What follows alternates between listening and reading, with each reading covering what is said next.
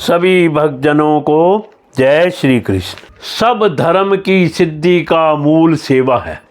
सेवा किए बिना कोई भी धर्म सिद्ध नहीं होता। अतः सब धर्मों की मूल भूता सेवा ही जिसका धर्म है, वह शूद्र सब वर्णों में महान है। ब्राह्मणों का धर्म मोक्ष के लिए है, क्षत्रिय का धर्म भोगने के लिए है, वैश्य का धर्म अर्थ के लिए है और शूद्र का धर्म धर्म के लिए ही है।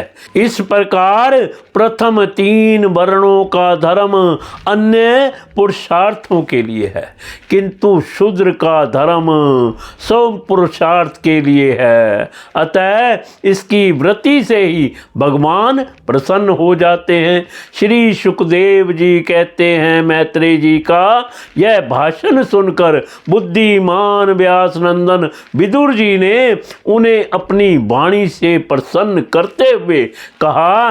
विदुर जी ने पूछा, हे ब्राह्मण देवता, भगवान तो शूद्र बोध स्वरूप निर्विकार और निर्गुण है, उनके साथ लीला से भी गुण और क्रिया का संबंध कैसे हो सकता है? बालक में तो कामना और दूसरों के साथ खेलने की इच्छा रहती है, इसी से वह खेलने के लिए प्रयत्न करता है, किंतु भगवान तो स्वतः नित्य तृप्त पूर्ण काम और सर्वदा असंग हैं।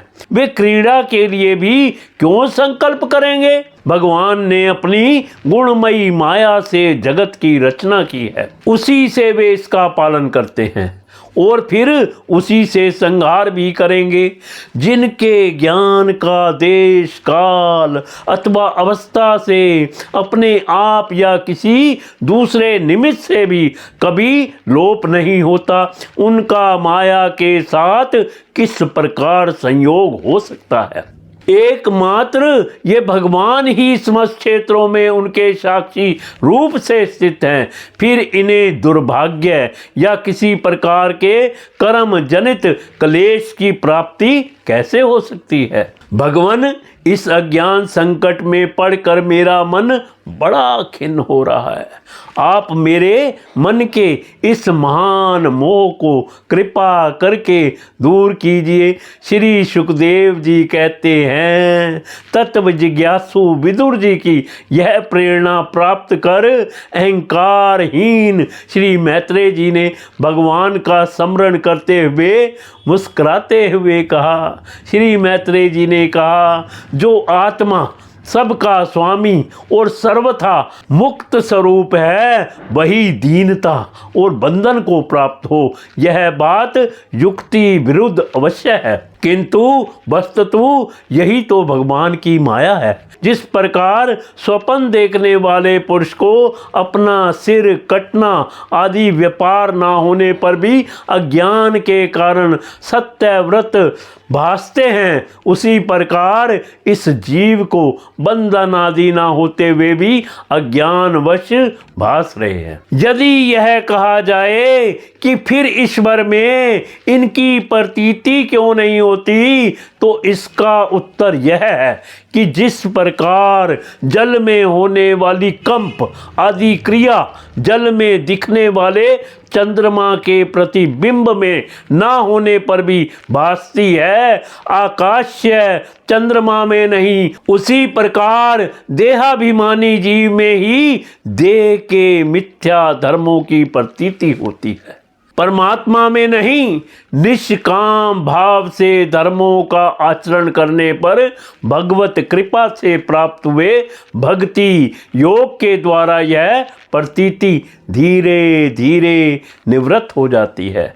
जिस समय समस्त इंद्रियां विषयों से हर कर साक्षी परमात्मा श्री हरि में निश्चल भाव से स्थित हो जाती हैं, उस समय गाढ़ी निद्रा में सोए हुए मनुष्य के समान जीव के राग द्वेष आदि सारे क्लेश सर्वथा नष्ट हो जाते हैं। श्री कृष्ण के गुणों का वर्णन एवं श्रवण अशेष दुख राशि को शांत कर देता है।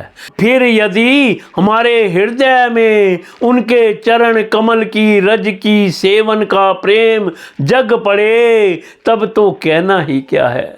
विदुर जी ने कहा, भगवन आपके युक्ति युक्त वचनों की तलवार से मेरे संदेह छिन्न छिन्न हो गए हैं।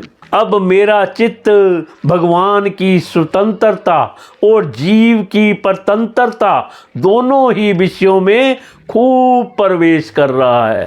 हे विद्मन, आपने यह बात बहुत ठीक की। जीव को भी क्लेश आदि की प्रतीति हो रही है, उसका आधार केवल भगवान की माया ही है।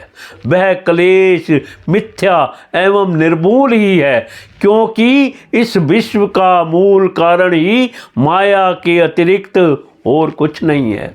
इस संसार में दो ही प्रकार के लोग सुखी हैं, या तो जो बुद्धि आदि से अतीत श्री भगवान को प्राप्त कर चुके हैं। बीच की श्रेणी के संशयपन्न लोग तो दुख ही भोगते रहते हैं।